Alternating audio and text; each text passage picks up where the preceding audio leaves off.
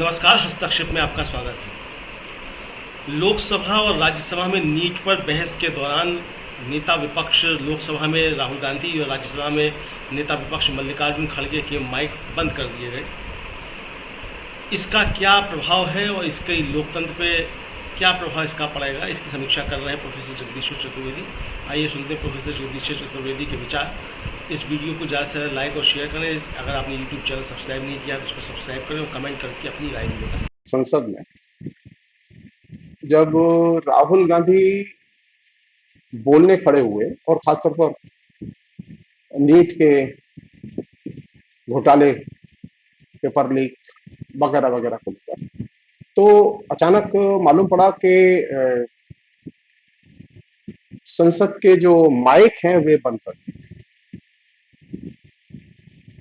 अच्छा, यही घटना जो है वो खड़गे साहब के साथ भी घटी। अच्छा, प्रधानमंत्री जब बोलते हैं तो माइक बंद नहीं होते, लेकिन जब राहुल गांधी बोलते हैं तो माइक बंद हो जाते हैं, या कांग्रेस के अध्यक्ष बोलते हैं तो माइक बंद हो जाते हैं संसद के। और ये अपने आप में एक बहुत ही दिलचस्प चीज है, और ये इस बात का भी संकेत है कि नरेंद्र मोदी इन दोनों नेताओं के और खासतौर विपक्ष के नेताओं के भाषणों से किस तरह डरे हुए हैं।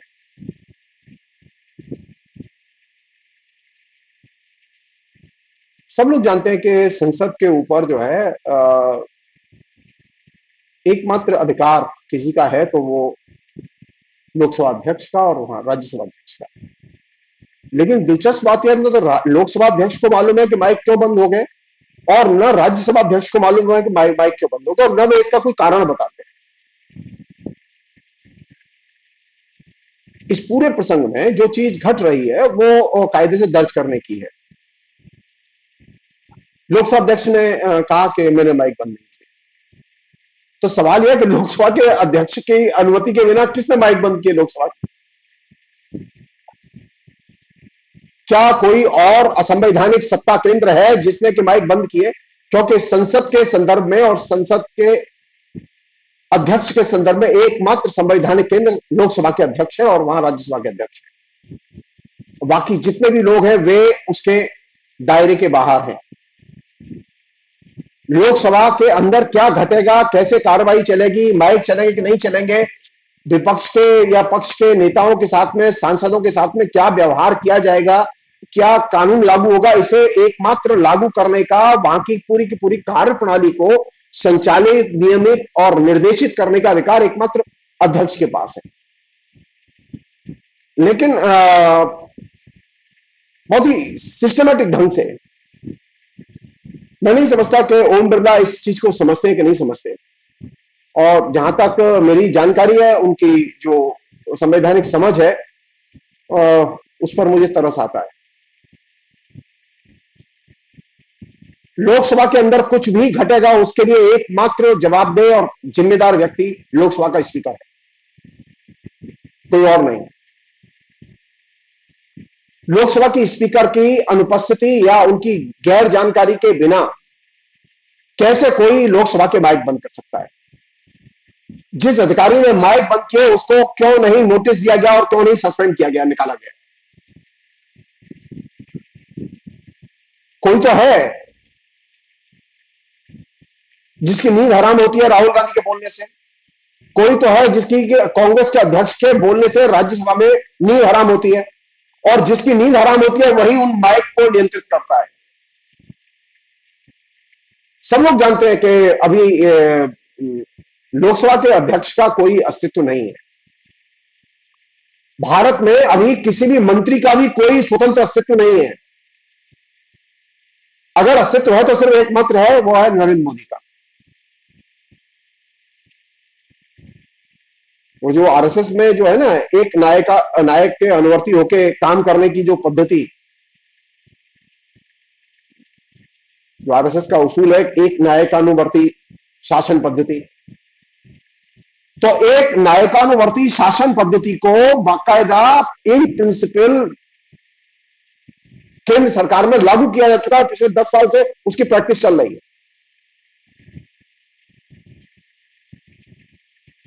आप इसे डिक्टेटरशिप न कहें, लेकिन एक नायकानुवर्ती जो शासन पद्धति है जो कि आरएसएस में है, उस पद्धति का एकदम जीरोक्स कॉपी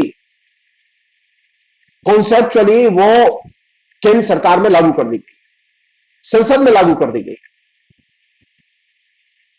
अब संसद का नायक संचालक लोकसभा का स्पीकर, अगर लोकसभा का स्पीकर है तो उसको ये जो जिसके नियंत्रण में माइक है और जिससे गलती हुई है उसके खिलाफ में डिसिप्लिनरी एक्शन लिया जाना चाहिए,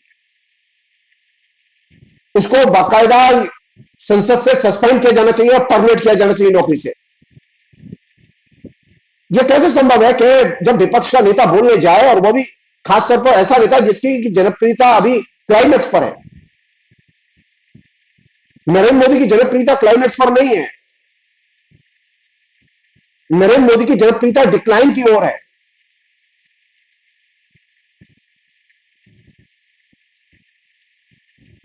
और एक और मंत्री है नरेंद्र मोदी की सरकार में, किरण रिजिजू। और किरण रिजिजू की हालत यह है कि उनको यह समझ ही नहीं आती कि संसद में क्या उठाया जाए। संसद किसके लिए है?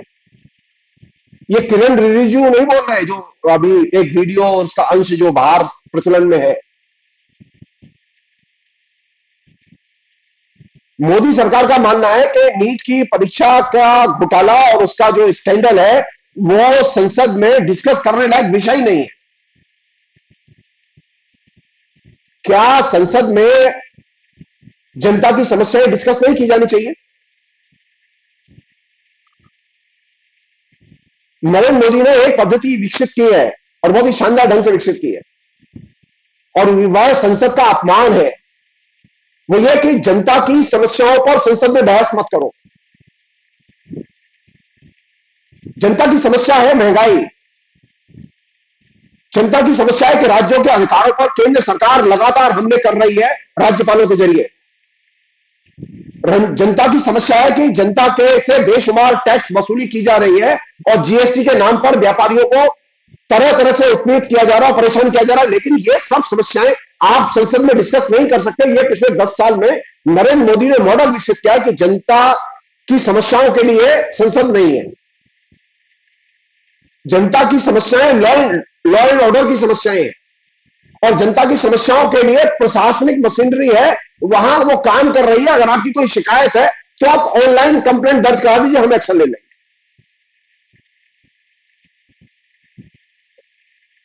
नरेंद्र मोदी ने पिछले अपने 10 साल के पूरे कार्यकाल में महंगाई पर बहस नहीं होने दी। पूरे कार्यकाल पर उन्होंने एजुकेशन पॉलिसी पर बहस नहीं होने दी और एजुकेशन पॉलिसी को पास करा दिया।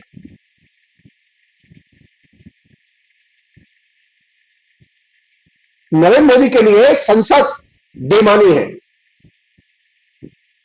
हम साफ कहना चाहते हैं, संसद जनता के लिए और जनता की समस्याओं के लिए, वह छोटी समस्याएं या बड़ी समस्याएं हो। आपने 35,000 करोड़ रुपया हिंदुस्तान की जनता का खर्च किया अयोध्या के नव निर्माण पर, संसद से बिना पूछे किया। सांसदों से कोई डिस्कस तक नहीं किया गया।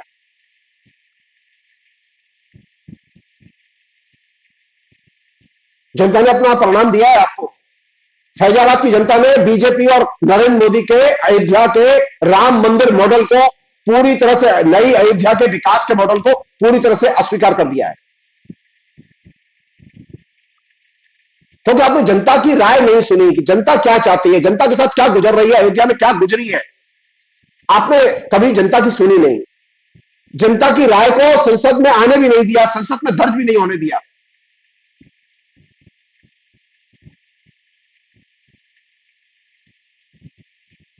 नौजवानों के वोट चाहिए, लेकिन नौजवानों की समस्याएं संसद में डिस्कस नहीं की जाएंगी। नरेंद्र मोदी ने बेरोजगारी के सवाल को डिस्कस ही नहीं किया। हिंदुस्तान का 90% नौजवान आज बेरोजगारी के सिर में जी रहा है, लेकिन नरेंद्र मोदी ने पिछले 10 साल में एक दिन संसद में बेरोजगारों की समस्याओं के लिए सुनिश्चित नहीं किया कि उन पर बहस हो। लाखों छोटे छोटे उद्योग बंद हो गए, लेकिन नरेंद्र मोदी ने एक दिन सुनिश्चित नहीं किया कि ये जो लाखों उद्योग बंद हो गए छोटे छोटे, ये कैसे रिवाइव किए जाएं। इस पर संसद बहस करे।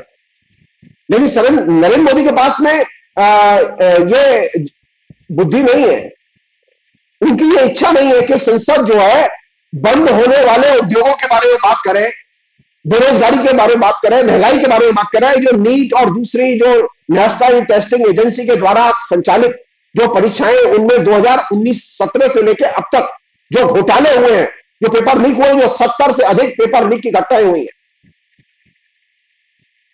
उन पर संसद बहस करें। सीधे 2 करोड़ विद्यार्थी उससे प्रभावित हुए,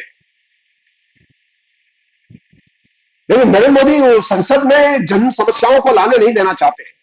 ये एक नया जो है नव्य फांसीवादी मॉडल है कि संसद रहेगी, सांसद भी रहेंगे, संसद के बहाने सांसद सारी सुख सुविधाएं उठाएंगे, लेकिन संसद में मैं जनता की समस्याएं डिस्कस नहीं होने दूंगा।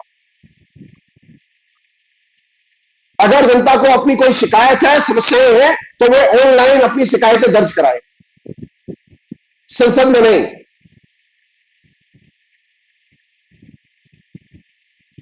हम साफ कहना चाहते हैं, यह संसद के अधिकार का एक तरह से हनन है, संविधान की स्पिरिट का हनन है। नरेंद्र मोदी यह चीज भूल रहे हैं।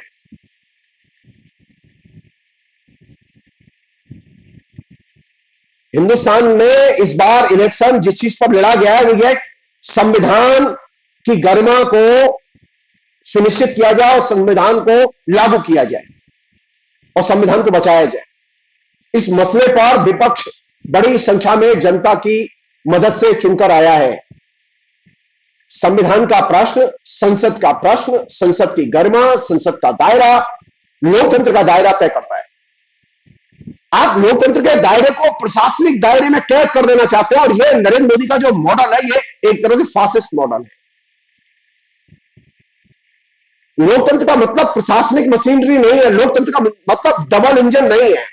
नरेंद्र मोदी जब डबल इंजन कहते हैं तो उनका कहने का मतलब यह विधानसभा और लोकसभा में बातें मत करो, मशीन से बातें करो। तुम्हारी कोई शिकायत है तो उसे ऑनलाइन दर्ज करो।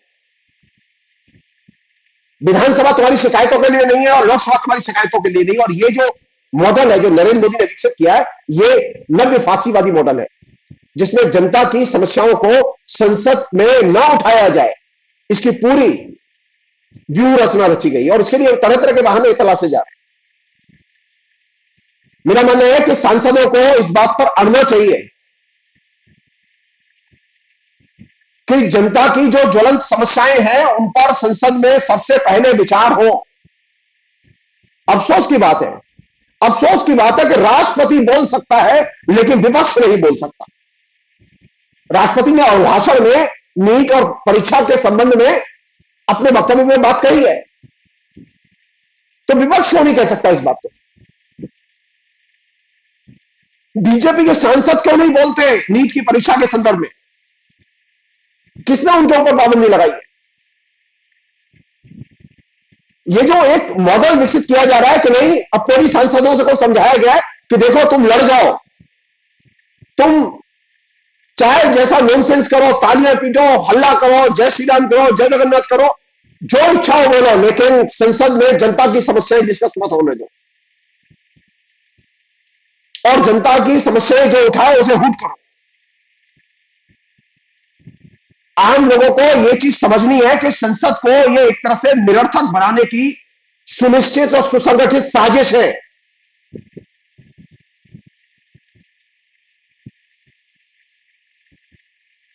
और इस साजिश का बाकायदा प्रतिवाद किया जाना चाहिए। संसद निरर्थक रहे, संसद में जनता की समस्याएं डिस्कस न की जाए, इससे किसे फायदा होगा? इसे फासिज्म को फायदा होगा, फासिस्ट और दक्षिणपंथी ताकतों को फायदा होगा। अभी तो कोई वोट नहीं पड़ने जा रहे, तो नरेंद्र मोदी डरते क्यों जन समस्याओं को उठाने से? नरेंद्र मोदी राष्ट्र की सेवा कर रहे हैं और ईमानदारी से सेवा कर रहे हैं, तो वे समस्याओं को फेस करने से, समस्याओं के डिस्कशन से, बहस से संसद में भागते क्यों हैं? एक ही कारण है, वो ये कि नरेंद्र मोदी को अपने काम पर विश्वास नहीं है और नरेंद्र मोदी जो प्रोपेगेंडा कर रहे हैं वो झूठा प्रोपेगेंडा कर रहे हैं।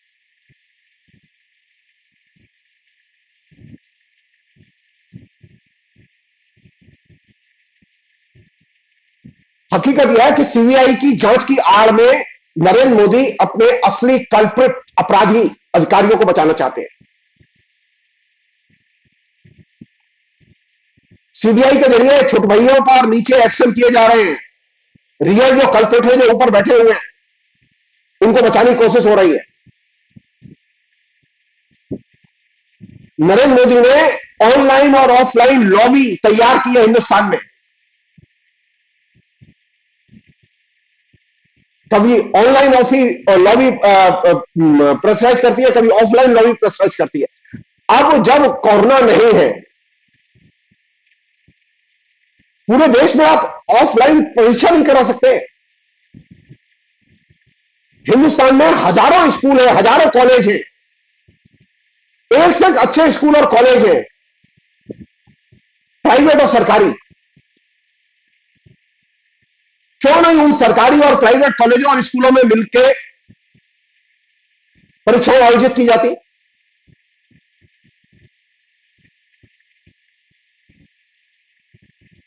जहां जिस कंडीशन में परीक्षाएं देते हैं, वो कंडीशन देख रहे हैं, वो कोई भी व्यक्ति उसे चिंता होगी कि हिंदुस्तान कितना नरक है।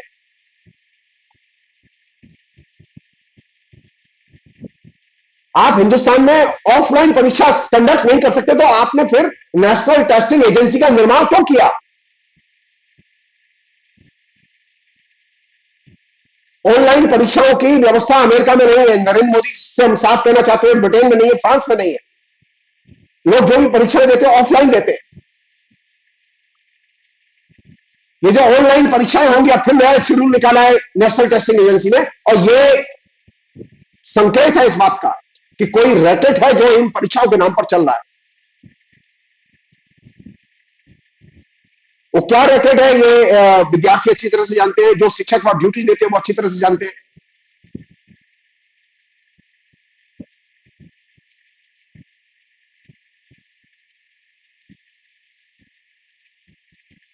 विद्यार्थियों से आप पैसे लेते हैं परीक्षा के लिए, लेकिन आप ऑफलाइन परीक्षा नहीं करा सकते, तो आप परीक्षाओं का सिस्टम हटा दीजिए, आप टेस्ट मत लीजिए।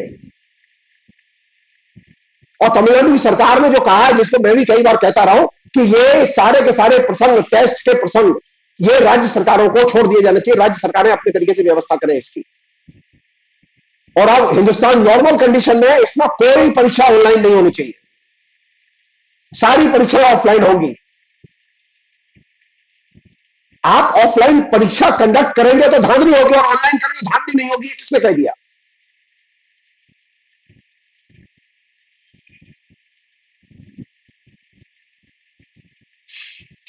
Narendra Modi offline online lobby के दोनों धड़ों का इस्तेमाल कर रहे हैं, और बहुत अच्छी वसूली चल रही है इसमें।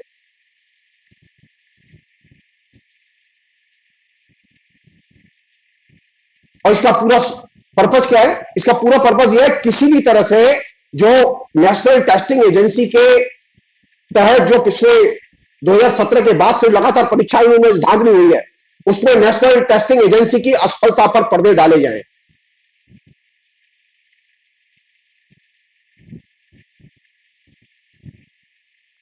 और इस क्रम में सीबीआई का भी मैनिपुलेशन हो रहा है, मीडिया का भी मैनिपुलेशन हो रहा है, न्यायपालिका का भी मैनिपुलेशन हो रहा है। हमारी मांग है साफ कि 2017 से लेकर अब तक जितनी भी परीक्षाएं हुई है, उनकी थॉरो जांच कराई जानी चाहिए, और वो पार्लियामेंट्री कमेटी के जरिए जांच कराई जानी चाहिए, ज्वाइंट पार्लियामेंट्री कमेटी के जरिए। 2 करोड़ विद्यार्थियों की परीक्षाएं कैंसिल हुई है, और यह सामान्य चीज नहीं है।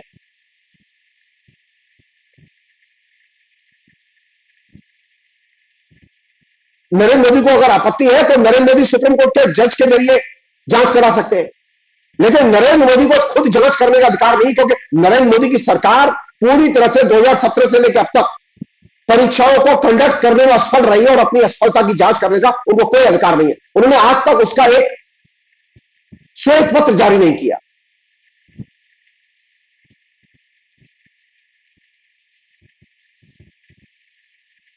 नरेंद्र मोदी का जो मॉडल है, जो प्रचलन में है, जिसके हम सब लोग शिकार हैं, वो ये है कि नरेंद्र मोदी जो ऊपर बोलते हैं, उसमें सबसे जो महत्वपूर्ण चीज है वो छिपी रहती है, और वो क्या है? वो है झूठ। नरेंद्र मोदी की कोई भी पॉलिसी, कोई भी स्टैंड, नरेंद्र मोदी के मंत्री का कोई भी पॉलिसी, कोई भी स्टैंड झूठ के बिना कंप्लीट नहीं होता। नरेंद्र मोदी की राजनीति में झूठ ही सर्वस्व है, सच ही सर्वस्व है। इस नारे को नरेंद्र मोदी अस्वीकार करते हैं। वो जो संस्कृत में कहते थे ना, सत्यम ब्रूयात, नरेंद्र मोदी को तो इस पदवंत से ही नफरत है। नरेंद्र मोदी को सत्यमेव जयते के नारे से ही नफरत है। अब हालत इतनी खराब हो गई है कि संविधान की जय हो, संविधान जिंदाबाद, ये बोलना भी अपराध हो गया है।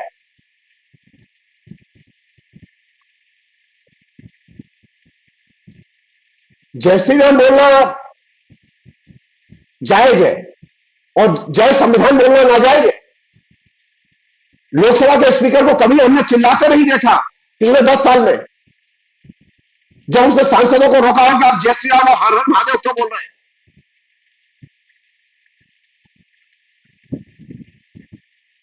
जय संविधान जो है वो एक डेमोक्रेटिक नारा है।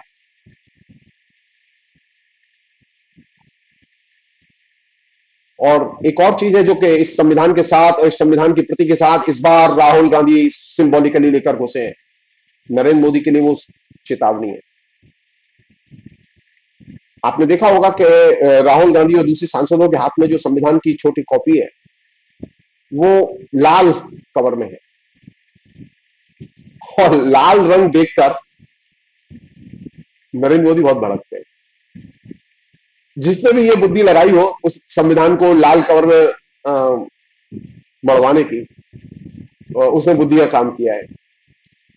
संविधान का लाल कवर में आना, अब लाल रंग का संविधान की लड़ाई में जुड़ना और सिंबॉलिकली शामिल होना है। और वो एक तरह से माओ की लाल किताब का भी स्मरण दिलाती है। बात दूसरे की, हमारी जो संविधान की कॉपी है वो लाल किताब नहीं है, लेकिन लाल रंग तो है। और लाल रंग से नरेंद्र मोदी को बड़ी नफरत है। तो राहुल गांधी ने संविधान की और विपक्ष के नेताओं ने संविधान की कॉपी लेकर जो संसद में शपथ ली और दिखाया उसे, उसमें उन्होंने एक साथ कई संदेश दिए। पहला संदेश ये दिया कि संविधान मरा नहीं है, संविधान जिंदा है। दूसरा संदेश ये दिया कि लाल रंग मरा नहीं है, जिंदा है। और तीसरा सबसे बड़ा संदेश ये दिया कि विपक्ष मरा नहीं है, वो जिंदा है। और जिंदा विपक्ष, जिंदा लाल और जिंदा संविधान, ये तीनों चीजें नरेंद्र मोदी के लिए सिरदर्द है। और ये तीनों चीजें, संविधान, लाल और लोकतंत्र, ये तीनों चीजें जनता के हितों और जनता की समस्याओं की अभिव्यक्ति से गहरे जुड़ी हुई हैं। इन तीनों चीजों का संसद को नए सिरे से सक्रिय करने और संसदीय लोकतंत्र में नई ऊर्जा भरने से गहरा संबंध है। और यही वजह है कि नरेंद्र मोदी को अब परेशानी ज्यादा हो रही है, आने वाले दिनों में और भी ज्यादा होगी। मैं सिर्फ संकेत दे रहा हूं, आगामी सितंबर से हिंदुस्तान की सड़कें गर्म होंगी और सड़कें बोलेंगी। नरेंद्र मोदी को ये लग रहा हो कि विपक्ष चुप रहेगा, विपक्ष कुछ नहीं करेगा, नरेंद्र मोदी गलतफहमी के शिकार है। नरेंद्र मोदी ये जान लें कि अब संविधान हाथ में है और संविधान वोट में है और संविधान दिमाग में भी। तुम्हारे हाथ में माइक है और माइक की बटन है। राहुल गांधी के हाथ में जनता है और जनता की समस्याएं हैं। और जिस नेता के हाथ में जनता और जनता की समस्याएं होती हैं वो नेता बहुत खतरनाक होता है, और वो अब तो लाल किताब के साथ आ रहा है। तो ये चुनौती गहरी है और ये लोकतंत्र की और संसद की सत्र की अच्छी शुरुआत है। और इसने जो पहली चीज उद्घाटित की है वो यह कि लोकसभा के स्पीकर का, राज्यसभा के स्पीकर का अपना कोई वजूद नहीं है, वहां कोई और है जो इनको नियंत्रित करता है और निर्देशित करता है।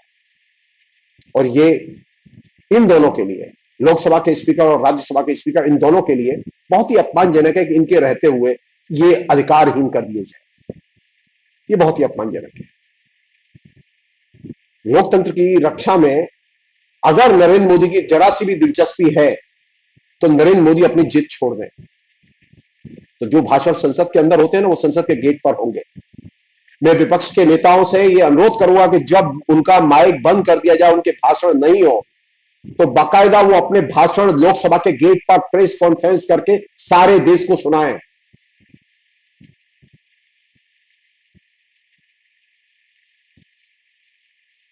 अपने तमाम पार्टी के वीडियोग्राफर विद इंटरनेट कनेक्शन संसद के गेट पर लेकर जाएं और लाइव टेलीकास्ट करें। नरेंद्र मोदी को डर यह है कि राहुल गांधी बोलेंगे तो उसका लाइव टेलीकास्ट होगा और वो सारी दुनिया को दिखाई देगा, सारे देश को दिखाई देगा। तो नरेंद्र मोदी ये भूल जाते हैं कि इंटरनेट कनेक्शन नरेंद्र मोदी के बाप का नहीं है।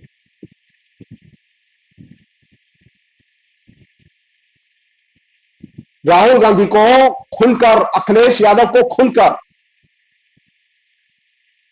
जितनी बार संसद में उनका भाषण बाधित किया जाए, उतनी बार वह भाषण संसद के बाहर, संसद के गेट पर, प्रेस के सामने, मीडिया के सामने, अपने मीडिया के जरिए लाइव टेलीकास्ट किया जाना चाहिए सारे देश के नौजवानों के लिए, सारे देश की जनता के लिए। नरेंद्र मोदी जब भी जनता की समस्याओं को संसद में उठाने से रोके, उन समस्याओं को संसद के गेट पर उठाया जाना चाहिए। ये संसद जनता की संसद है और ये संसद डिजिटल की भी संसद है। और डिजिटल की संसद में काम करने की हमें अपने अंदर अक्ल, युक्ति, शैली विकसित करनी होगी। मैं मान के चल रहा हूं कि विपक्ष के लोग इस चीज को समझेंगे और वे इस इंटरनेट का अपने राष्ट्रीय संप्रसारण के लिए जम के इस्तेमाल करेंगे। फिलहाल इतना ही। बहुत बहुत शुक्रिया। Thank you. आशा है ये कार्यक्रम आपको पसंद आया होगा। इस वीडियो को ज़्यादा से ज़्यादा शेयर करें, लाइक करें और कमेंट करके बताएं आपकी राय क्या है। और अगर आपने हमारा यूट्यूब चैनल अभी तक सब्सक्राइब नहीं किया है तो तुरंत इसको सब्सक्राइब कर लीजिए और बेल आइकन भी दबा दीजिएगा ताकि अगली जब वीडियो अपलोड हो तो आपके पास इसका नोटिफिकेशन पहुंच सके। और अगर आपने हमारा फेसबुक पेज फॉलो नहीं किया है, फेसबुक पेज को भी फॉलो करें। धन्यवाद।